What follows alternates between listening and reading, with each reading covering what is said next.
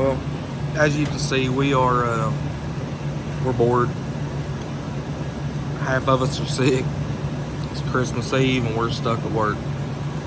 I had a request the other day for some information on how I done the rear mount radiator. Let me turn this around and I'll show you. I'm retaining the factory truck water pump with an AM fitting welded on it. And I got a little bit of technical information with a thermostat that I'll kind of slip that in here in a minute too as well. I do have the factory truck pump. I crudely welded an AM fitting there. This is all dash 12, which I believe is 1 inch inside diameter on the line. See if I can get in here. I can't really tell. Yeah. Can't really tell. There we go.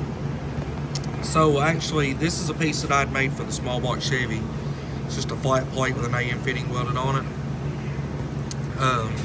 And I will find the picture to show you how I'll block that off on the inside without welding it.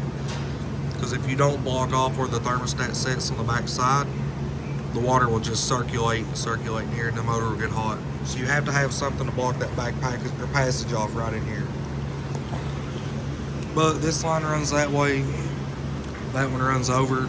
When I do fill the radiator up, I have to pull this line off, fill the motor up, fill this line. It's aggravating, but it's kind of worth it.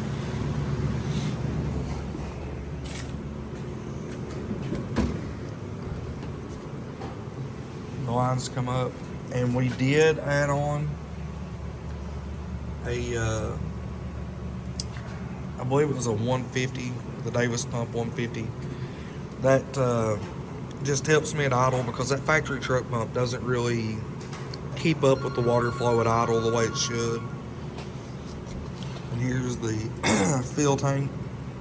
Also, when I'm filling the radiator up, I have to grab that and bring it up high in order to get all the air out of the system. And it is aggravating, but it does work. I have a couple little pedestals. You know, this truck is not pretty. You know, it's kind of a mess, but it works. Before I put that electric water pump on here, the truck did have a problem staying cool. I only run one 10-inch fan, which doesn't help, but you know, I put this this vent that I think I got it off eBay. It was like 110 bucks or something.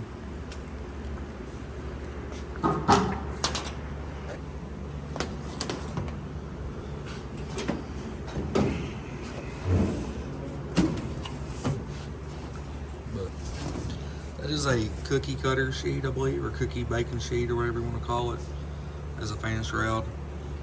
None of this stuff is what I would call optimal, but it works. It's one 10-inch fan. It is pointy enough for what I do. So,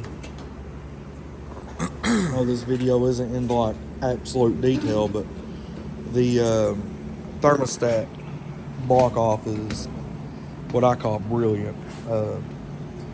Me and one of my friends, Brendan, was trying to brainstorm one day on how to make that work, and we came up with a very simple solution, which is a rubber plug that when you tighten it up, it'll swell up. I think it was 1.25 inch diameter, if I'm not mistaken. I'll try to get the part number for you, but I ended up having to take a grinder and cleaning it up so it'll fit down in the hole to plug that off.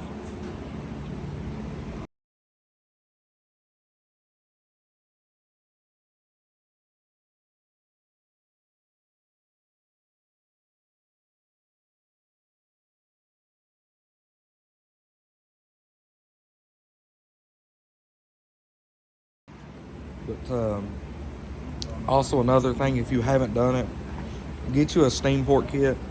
Don't do what I did and buy the steam port kit off of eBay, because it doesn't come with half the fittings you need, and you'll end up spending $50 more in fittings and line. But I'll show that to you right quick as well.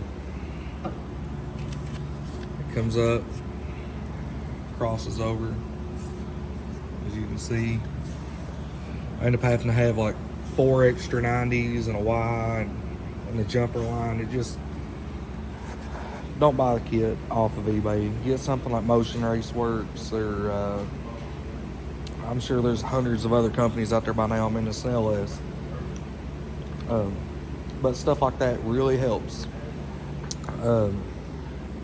Like I said, there's many other options for pumps.